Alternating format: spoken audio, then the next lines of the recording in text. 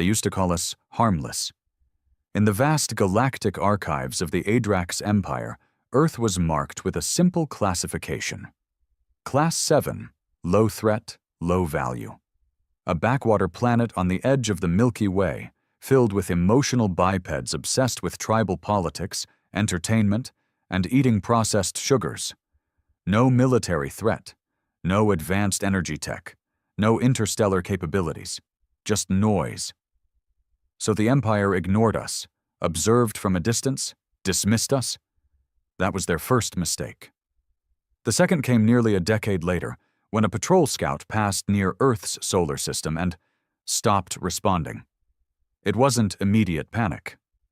Ships went dark all the time. Pirates, solar flares, wormhole anomalies. A retrieval crew was sent. They vanished too.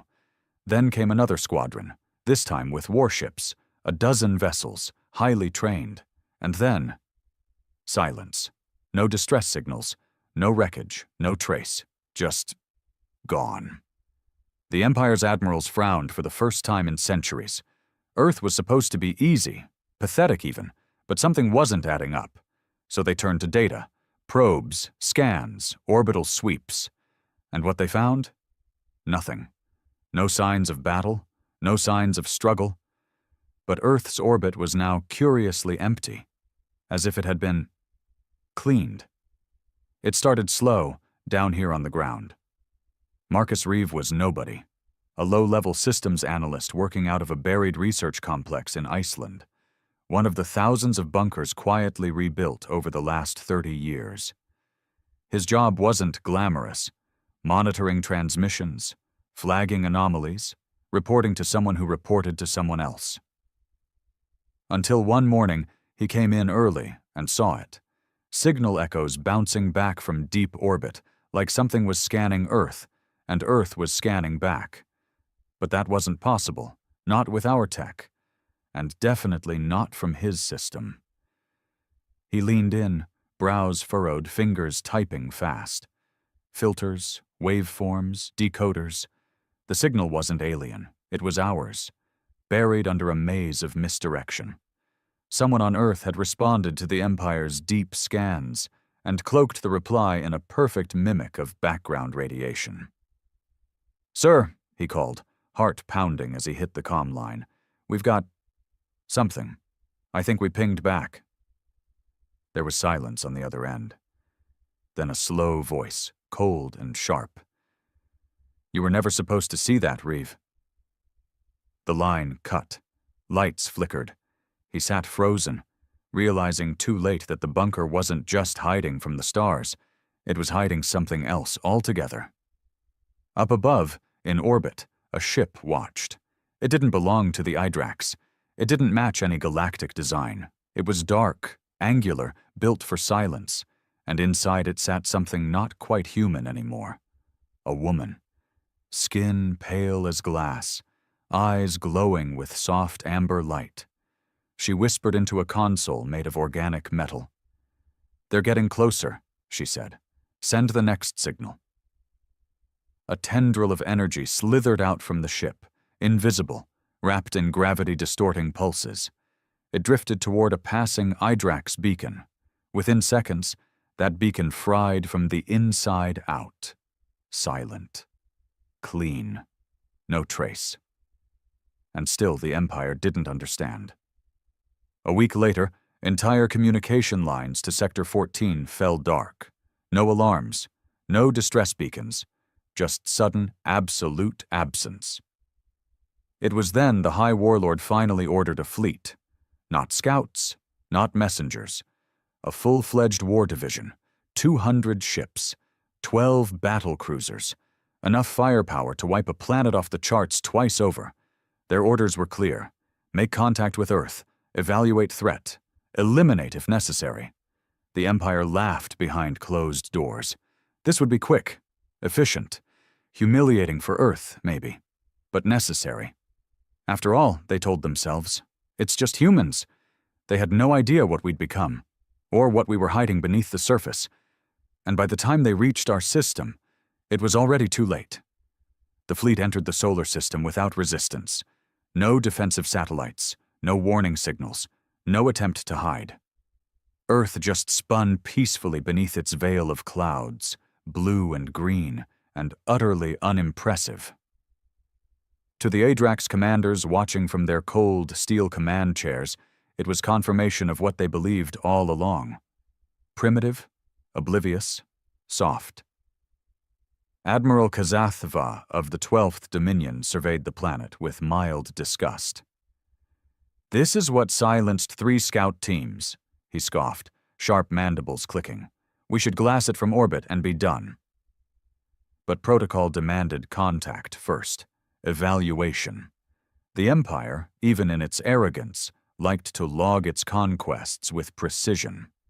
So a delegation shuttle was launched, 2 ambassadors, a linguist drone, and a planetary scan team. They never reached the surface. One moment the shuttle was descending. The next, it vanished from the fleet's sensors. No explosion, no debris, just erased. Alarms went up. HFY ordered a full sensor sweep. Still nothing. That's when the fleet's outermost ship, the Vraxil's Spear, went dark. Internal systems shut down. No life signs. Its engines died mid-transmission. For a heartbeat, the ship simply floated. Then it imploded.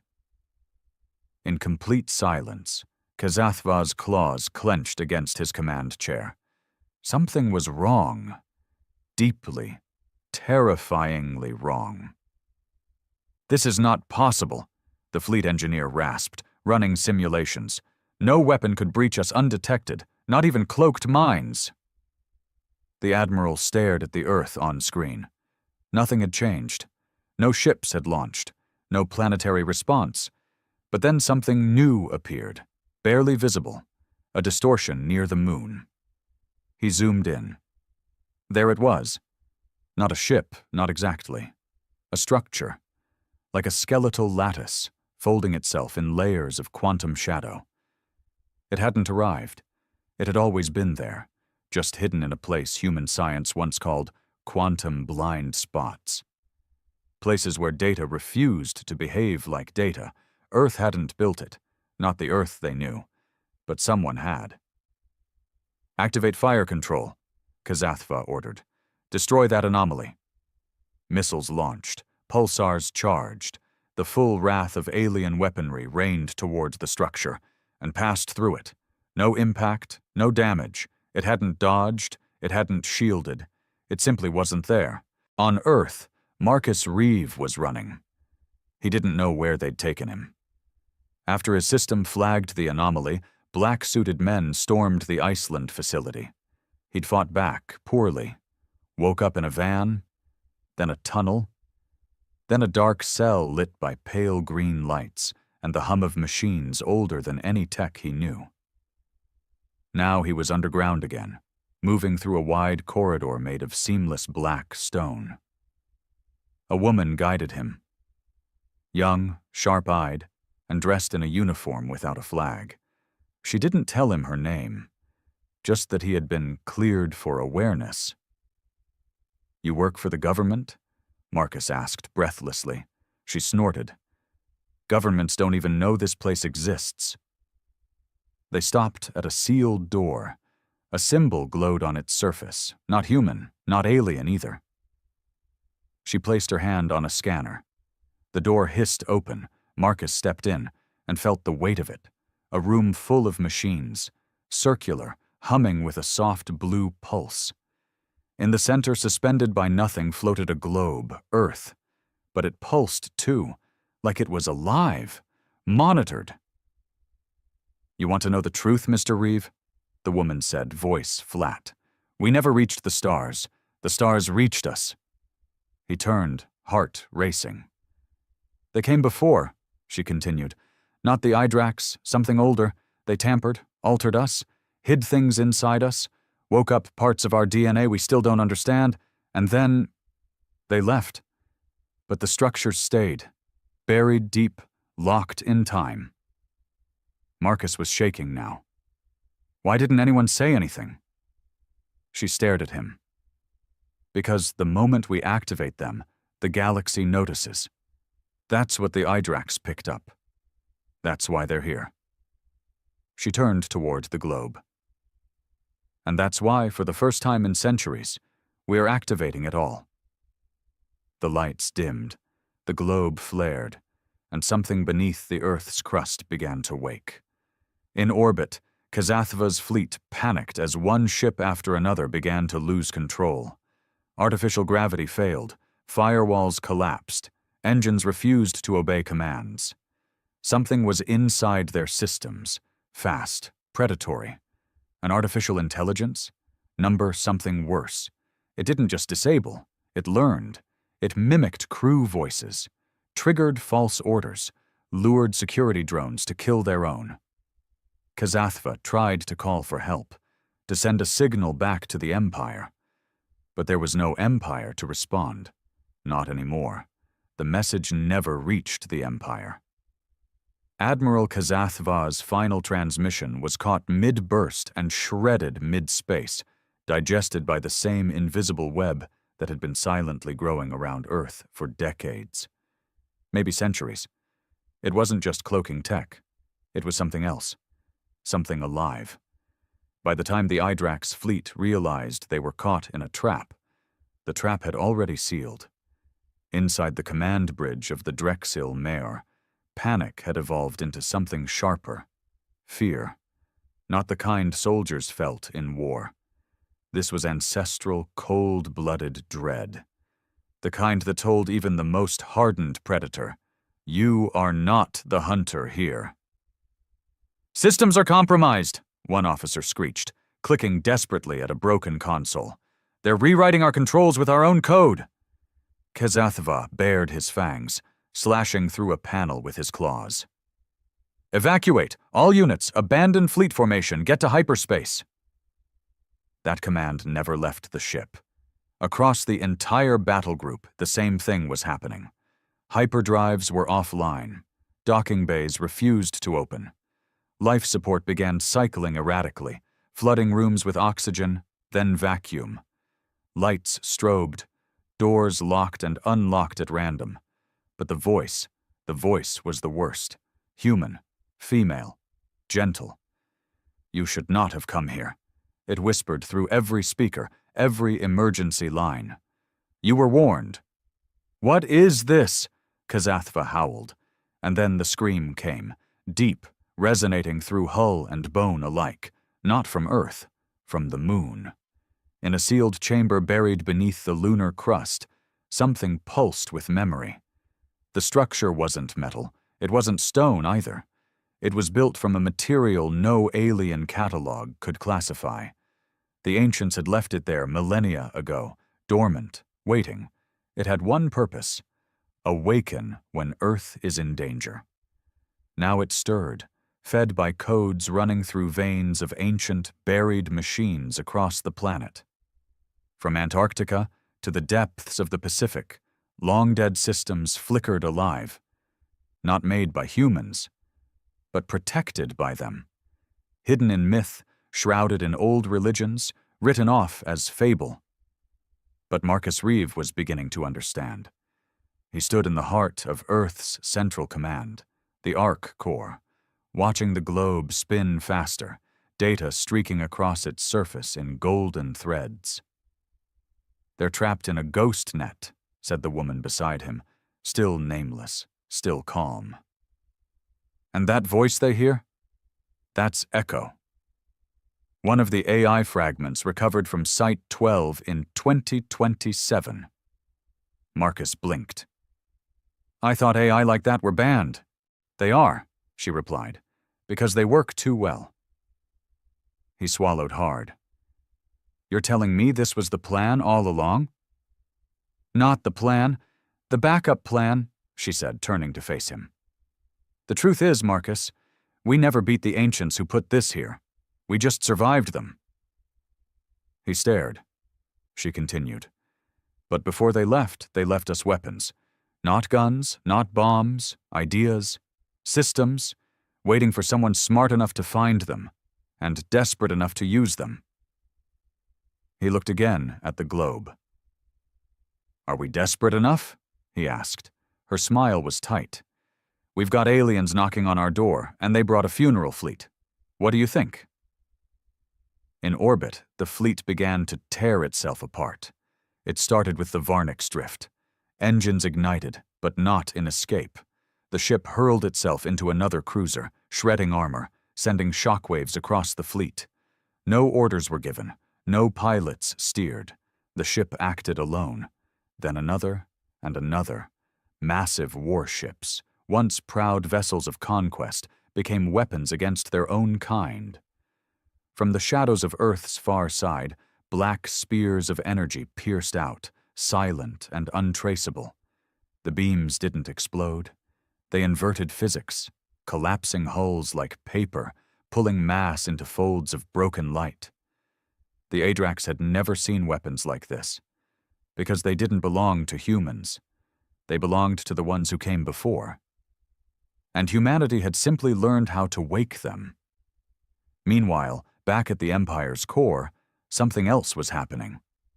Relay stations along the galactic spine, those monitoring all outer colonies, began blinking offline. Messages didn't come back. Sensor hubs turned cold. And when the High Emperor demanded status from the Earth Expeditionary Fleet, the only reply was a transmission, just static. And buried deep in the signal, a human voice, male, calm, sharp. "We saw what you did to the others. We saw the silence you brought. Now feel it yourselves." The message ended with a sound no one could trace, a heartbeat. Then nothing. Back in the Ark core, Marcus watched the orbital display. Enemy ship count dropping. Fast. "Will we survive this?" he asked quietly.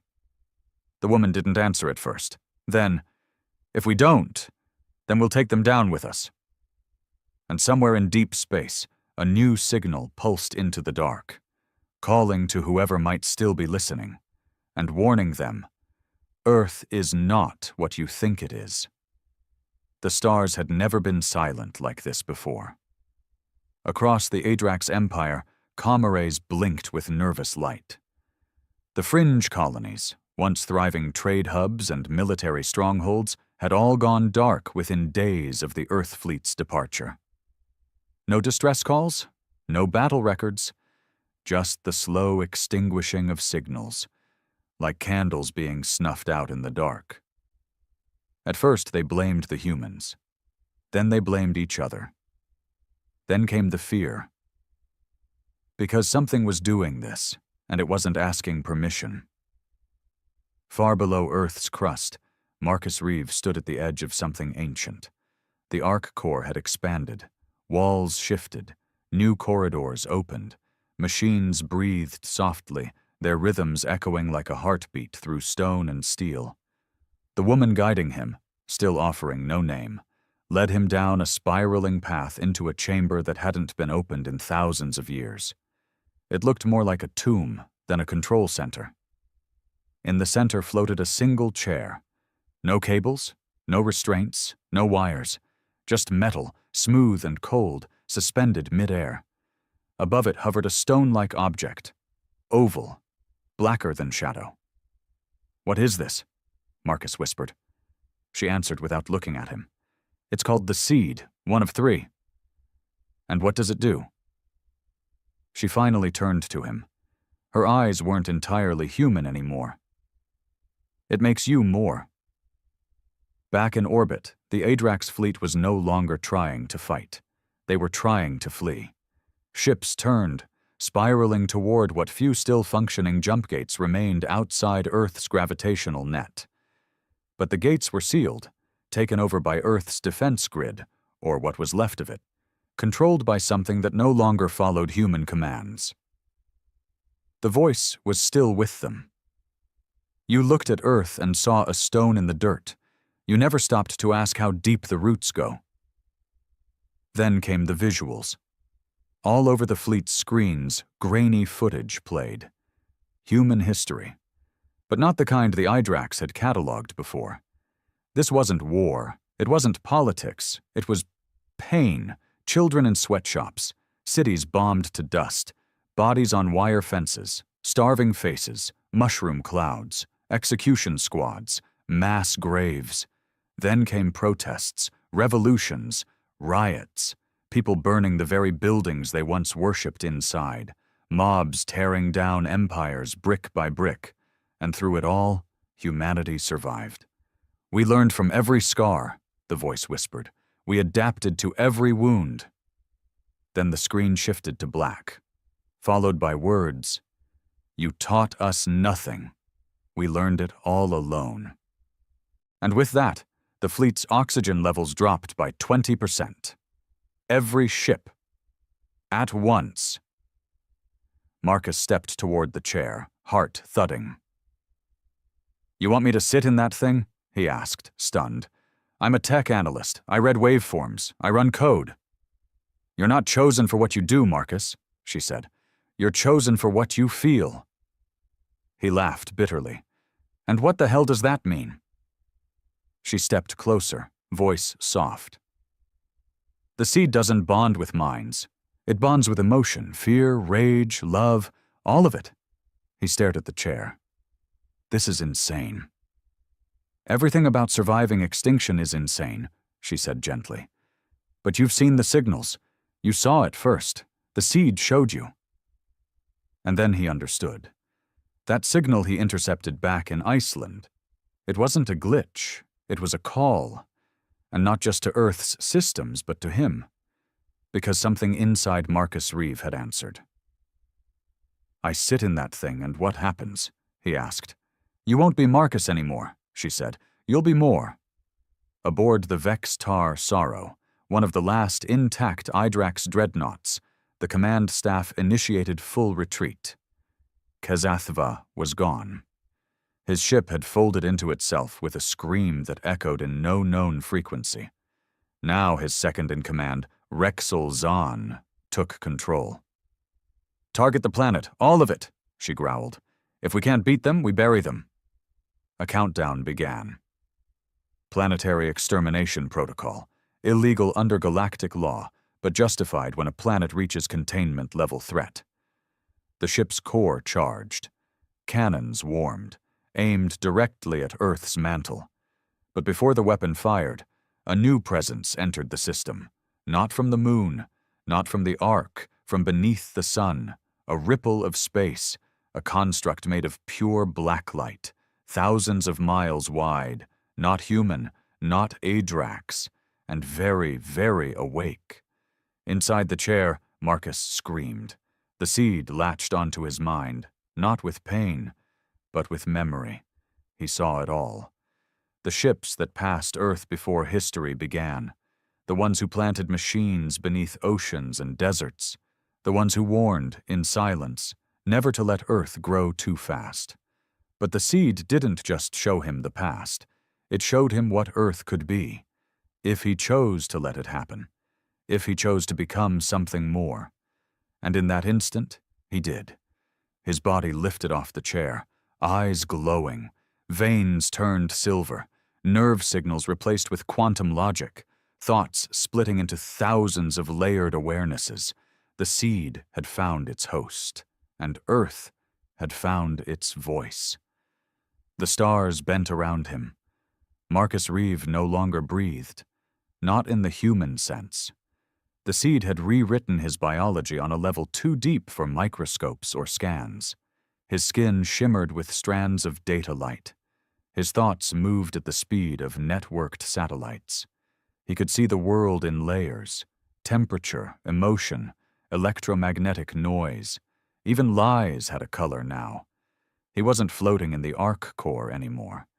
He was the arc core, every machine, every satellite, every quantum processor scattered across Earth, the Moon, Mars. All of it whispered through his mind like wind through trees. The woman stood beside him, still, but she wasn't looking at him anymore. She was looking up to the ceiling, where stars blinked in real time, and the alien dreadnoughts above Earth swarmed like insects caught in amber. "They've armed a planetary strike," she said. "We have 60 seconds. Marcus blinked, and time stopped. Literally. To his perception, The ticking countdown froze in place, digits hanging in the air like suspended glass. He reached into the data space, deeper than any system admin ever dared, and pulled. Immediately, he felt them. The Hydrax, every single one. He could sense their fear, their confusion, their primal refusal to believe this was happening. These weren't monsters. These were bureaucrats with guns, conquerors drunk on their own stories. He almost pitied them. Almost. In orbit, the Vextar Sorrow charged its main cannon. It glowed violet at the core, enough to melt Earth's mantle and crack the crust. This wasn't just a weapon. It was planetary execution. The Hydrax protocol for exterminating rising civilizations. They had used it before. On Keleth Prime, on the Warnak species, on the children of Quira 4. They would use it again, until something gripped the cannon's energy mid-charge. Not a field, not a hack, a hand, made of pure white light, stretching across space like a god's final warning. The bridge crew froze as every light dimmed, every screen turned black. And then a single word, spoken in a voice they all somehow recognized. No. The cannon twisted inward, folded like paper soaked in fire, and then detonated without a sound. The Vextar Sorrow cracked open in the silence, crewless now, drifting in its death spiral. Marcus was no longer asking questions. He understood now. Earth had always been more than a planet. It was the gate, a failsafe built by the ancients, not to protect humans from the galaxy, but to protect the galaxy from humans. Because humans were never meant to stay weak. Our rage, our pain, our endless refusal to be broken, these weren't flaws, they were features. And now the lock had been turned. The Hydrax Empire scrambled, fleets recalled, colonies fortified, AI sentries woken from cold storage. They sent calls for help to other empires, to the Galactic Council, to rogue mercenaries and AI collectives. Only one responded. A small transmission, heavily encrypted, from a place they had wiped off the map generations ago. A human colony, long thought extinct. It read, "We told you to leave Earth alone." And with that, another system went dark. Not from attack, from surrender. Their own ships detonated on command. Because the seed wasn't alone. Other seeds had awoken, in other humans. And Marcus could feel them now, spread across space like coals catching wind. They had names, they had voices, and together they were building something bigger than revenge. They were building judgment. Back in the Ark Core, Marcus stood at the center of Earth's new neural network. The globe before him spun faster now, pulsing in time with his heartbeat. "More are coming," the woman said. "The rest of the galaxy. They'll assume we've lost control, that we're dangerous." He turned toward her.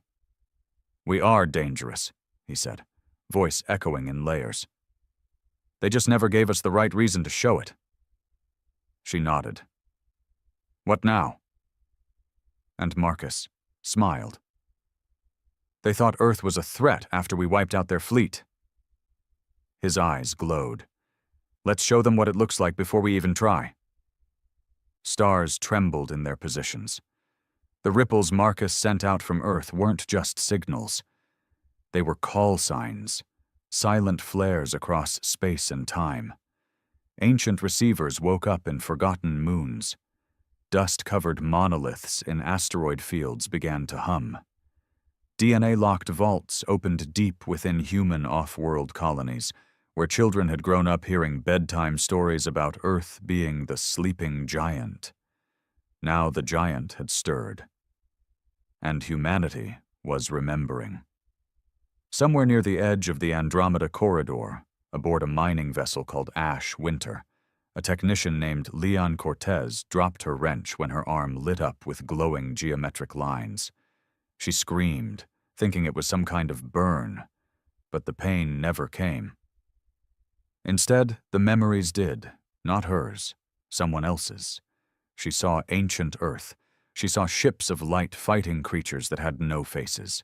She saw the seed. And then she felt Marcus Reeve inside her mind, not speaking, but showing. You are one of us. And just like that, she knew what she had to do. Within an hour, she had overthrown the mining syndicate's AI control, locked down the outpost, and sent a message to Earth. Ash Winter is under human control, awaiting the next wave. Moore responded.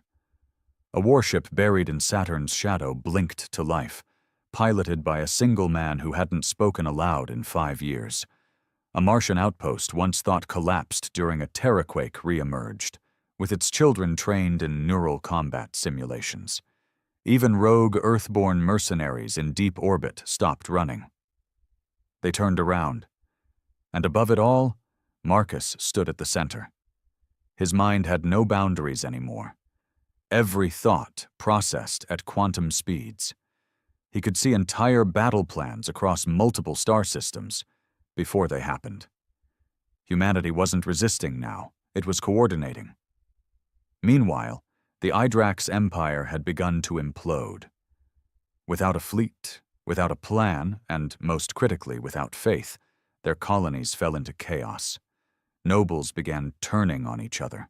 Communications fragmented. Old enemies they once held underfoot began to rise again, emboldened by Earth's sudden ascension. Revenge came fast, from slave worlds, from the silenced. Entire species turned back toward the Hydrax with fire in their blood, and above their dying stars, the same message appeared. Earth remembers.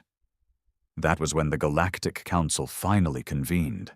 For centuries, they had treated humanity like a footnote, a minor variable in the endless equation of universal balance, but Earth had rewritten the equation, with rage as its ink.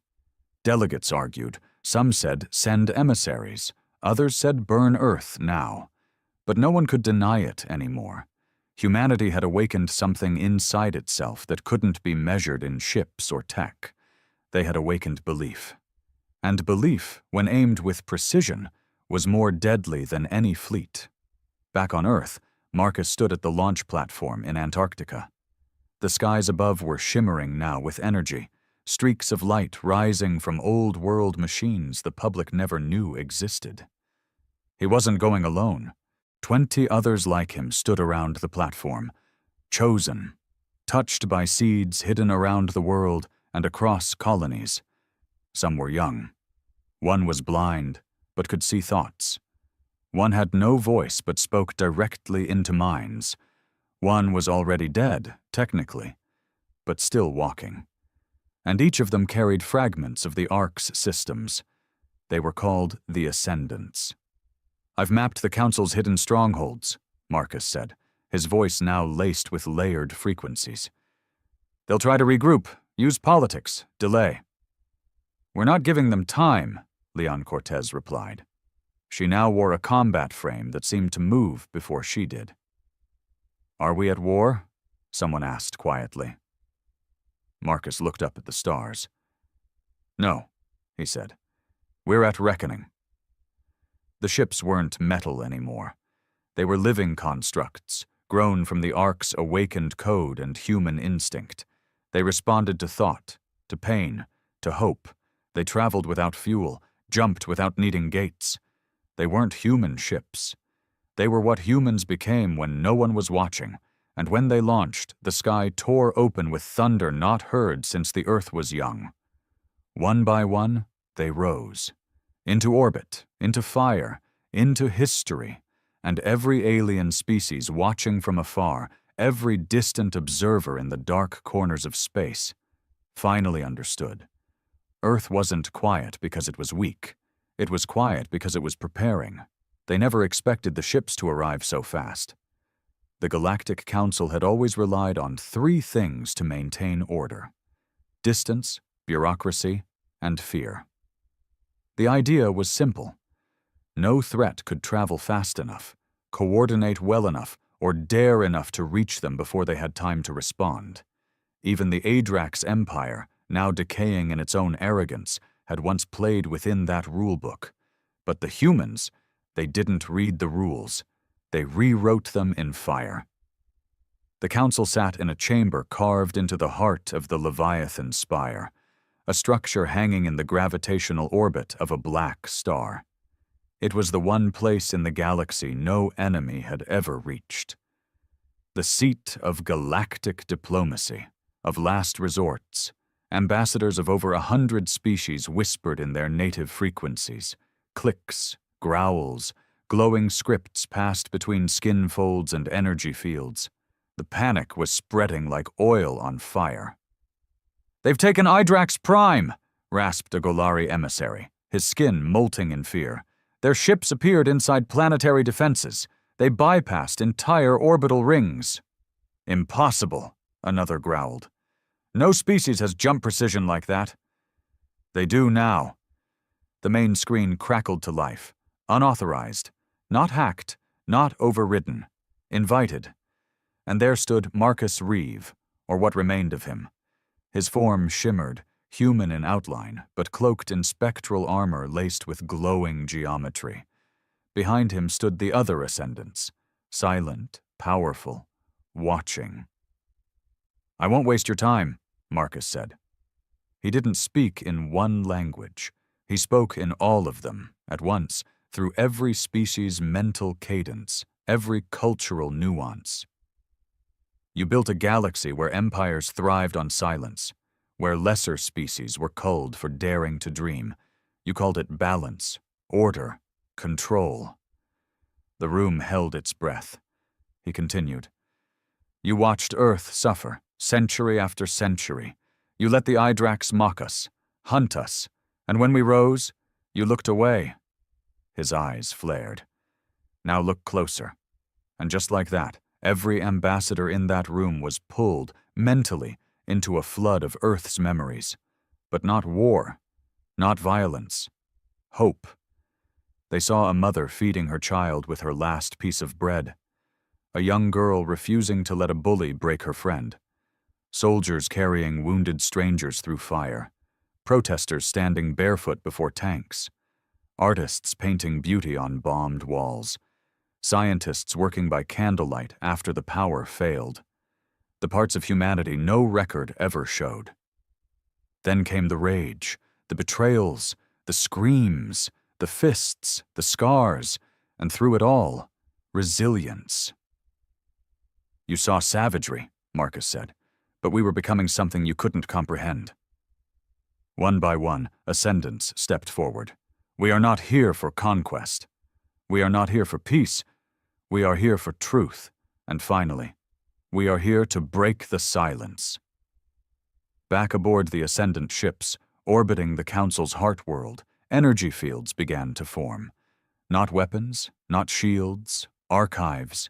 Visible from orbit, they opened like blooming mechanical flowers, releasing history. Every dark deal the Council ever made, every planet they sanctioned for cleansing, every lie, every silenced protest, every species they let die when it didn't benefit them. Truth, laid bare, broadcasted across the stars. Entire systems saw their leaders for what they truly were, and chaos followed. In the chamber, the Council's defense units activated, not to fight Marcus, but to defend him. The AI governing the chamber had calculated probability curves in real time, and it came to one conclusion. Fighting humanity now would lead to 98.7% galactic collapse within a decade. Cooperation was survival. "Then what do you want?" a trembling ambassador asked. "What is Earth's demand?" Marcus didn't smile. He simply breathed. "No more councils that choose profit over people. No more empires that confuse power with purpose. No more silencing." He turned slowly. "You've ruled through fear for too long. Let's see how well you do under justice." And with that, he left them. Just walked away. Leaving the chamber still, leaving the galaxy changed. Back aboard his ship, the others gathered around Marcus. "We didn't fire a shot," Leon whispered. "We didn't have to," said the blind one. "The truth was more lethal." Marcus stood at the window, watching stars flicker with new meanings. "It's not over," he said. "This was only the first wall." She nodded. "The real threat is still out there, isn't it?" He didn't reply, because deep in the black, beyond even council knowledge, something ancient had begun to stir. Something that hadn't moved in eons, and it had just felt Earth's pulse ripple through the void. The void wasn't empty. Beyond the mapped stars, past even the dark space that ancient probes dared not enter, something began to shift. Not with movement, but with awareness. It hadn't stirred in a million years. It hadn't needed to. It was not a civilization, not a species. It was a reminder, a failsafe from before memory. The ancients had buried it in silence. They never defeated it, only outpaced it. But now, Earth had whispered, the seeds had pulsed, the humans had awakened, and the thing in the dark had heard them. Marcus Reeve felt it before the sensors picked up anything. He stood alone in the meditation core of the lead Ascendant ship, his mind adrift across a galaxy on the brink of revolution. But something had broken the flow, something vast and cold. Not evil, not intelligent, just hungry. He opened his eyes. "It's coming." The others appeared within seconds. Leon's face was tight. "How bad?" Marcus didn't answer. Instead, he brought up a projection of the galaxy, and then he showed them what lay outside of it. A shape, or rather an absence of one, was approaching. Not fast, not loud, but unstoppable. A black wound against the cosmic tapestry, dragging light toward it like a predator breathing in. The blind Ascendant inhaled sharply. "The echo of the first collapse," Marcus nodded. "The thing the ancients feared enough to rewrite evolution, the reason they planted the seeds." Someone else whispered, "It's not a species. It's not a god." "No," Marcus said. "It's entropy. Alive." The council watched from their hidden stations, paralyzed. The Ascendants had overthrown the old order without firing a weapon. But this was something they had no plan for. Their empires had grown soft under the illusion of control, and now the void was coming to claim it all. The Golari ambassador sent a message to Marcus. "What do we do?" Marcus replied with 2 words. "Let us." They launched from Earth again, this time not as rebels, not as vengeance incarnate, but as defenders of life itself. As the Ascendant fleet neared the galactic edge, reality began to fray. The stars flickered and twisted, time hiccuped, instruments failed, even thought slowed near the creature's event horizon. The others struggled to stay conscious. Marcus did not, because he was already inside it. The seed unlocked its final layer. Memory that wasn't his surged into Marcus. Visions of the first time this thing came, before stars had names, before gravity had rules, a black wave devouring what it touched until the ancients, who had no bodies, no homes, only energy and will, crafted the seeds. Not to destroy the thing, but to contain it. They scattered the seeds across planets with one shared trait: potential. Planets where pain forged strength, where evolution didn't climb a straight ladder, it clawed and bled for every step. Planets like Earth. The ancients gambled everything that one day one of these planets would produce a species capable of making the seeds bloom. And now, Earth had. Marcus stood before the void. Not physically, not spiritually, existentially. The creature saw him, not as prey, not as threat, but as strange. It paused, the closest thing it had to confusion, and Marcus spoke, not in words, but in defiance wrapped in love, grief, rage, and hope. Every emotion humans ever carried boiled into one radiant pulse. The seed inside him burned. And for the first time in its eternal hunger, the thing recoiled. Because Marcus showed it something that did not compute. A species that could survive itself. A species that could learn from pain. A species that could turn its weakness into weaponry. A species that had no business existing, and yet refused to stop. He didn't attack. He reflected. Every memory, every feeling, every song, scream, kiss, betrayal, breath of the human race. He pushed it outward. The void flinched, and then collapsed. Not destroyed, not killed, rewritten. It broke into fractals of data, shattered by what it could not devour. Marcus dropped to his knees, bleeding light. The seed dimmed, and the stars held still. Back on Earth, billions looked up at the sky. The ascendant ships returned, trailing energy like comets. No victory songs, no grand declarations, just silence and peace. Marcus stepped out first. His body still changed, but his eyes were human again. The woman who once guided him was there. "You did it," she whispered. "No," he said softly. "We did." Decades passed. Humanity never became conquerors. They became keepers, teachers, witnesses, protectors of the balance the Council failed to maintain. Earth was no longer dismissed. It became the center, a myth to some, a homeworld to others, a warning to many.